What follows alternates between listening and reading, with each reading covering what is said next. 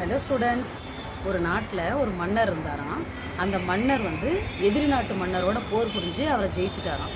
ஜெயிச்சதுக்கப்புறம் நம்மளை யாராலையும் ஜெயிக்க முடியாது அப்படின்ற தலகணம் வந்துருச்சு.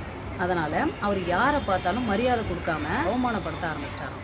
அப்போது அவரோட அரண்மனையில் ஒரு துறவி வந்திருந்தார். அந்த துறவியை பார்த்து மன்னர் கேட்குறாரு, என்ன இப்படி எரும மாடு மாதிரி நடந்து வந்துட்டு இருக்கிறீங்க அப்படின்னு சொல்லிட்டு கேட்டாராம். உடனே துறவி ரொம்ப அமைதியாக இருந்தார்.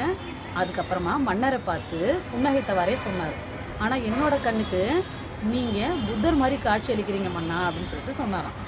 இதை கேட்ட மன்னர் துறவி கிட்ட கேட்டாராம், நான் உங்களை இவ்வளோ கடுஞ்சொல் சொல்கிறேன், ஆனால் நீங்கள் என்ன புத்தர்னு சொல்கிறீங்களே அப்படின்னு சொல்லிட்டு கேட்டாராம். அதுக்கு அந்த துறவி சொல்கிறாரு, நம் உள்ளம் எப்படியோ அப்படி தான் நம்ம பார்க்கக்கூடிய காட்சிகளும். என்னுடைய மனசில் புத்தர் இருக்கார், அதனால் நான் வெளியில் பார்க்கக்கூடிய எல்லாமே புத்தமயமாக காட்சி அளிக்குது. உங்களோட மனசில் நீங்கள் என்ன நினைக்கிறீங்கன்றது உங்களுக்கே தெரியும் அப்படின்னு சொல்லிட்டு அந்த துறவி சொன்னார். இதுலேருந்து நம்ம என்ன தெரிஞ்சுக்க முடியுது அப்படின்னா, நம்ம உள்ளம் போல தான் இந்த உலகம் காட்சி அளிக்கும். நான் கெட்டவங்களாக இருந்தேன்னா நான் பார்க்குற எல்லாருமே கெட்டவங்களாக தான் தெரிவாங்க. நான் நல்லவங்களாக இருந்தேன்னா நான் பார்க்குற எல்லாமே நல்லவங்களாக தான் தெரிவாங்க. இதுதான் இந்த கதையோட கருத்து. புரிஞ்சுதுங்களா? தேங்க்யூ.